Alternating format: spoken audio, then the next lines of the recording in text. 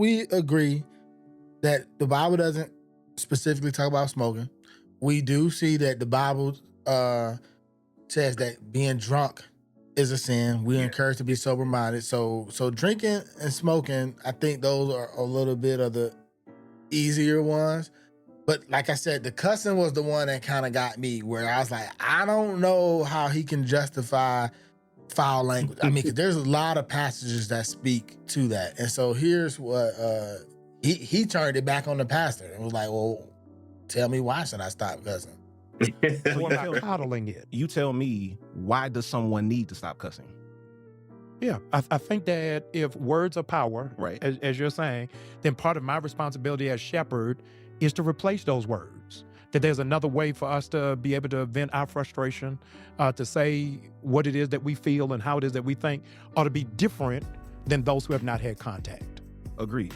You know what I'm saying? I personally, I love the N-word. Yeah. It's a part of who I am. use it frequently. You know what I'm saying? Really? Yeah. And I had, a couple of years ago, I had a fallout with my former brother-in-law. And I used the N-word in this fallout.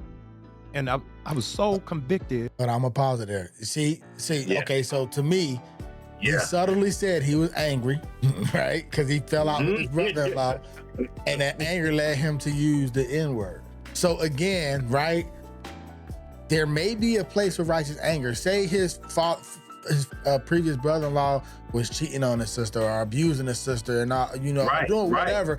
That you can have a righteous anger, but then how do you respond in that? Are you willing to be forgiven? Are you willing to be graceful? Are you willing to hold him accountable to the word? Are you going to use the N-word?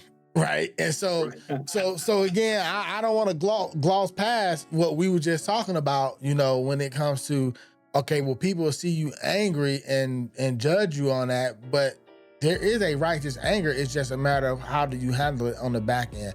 But I do like that he used this as an example, because the N-word is not necessarily a cuss word, but it is a word that causes harm to certain people. And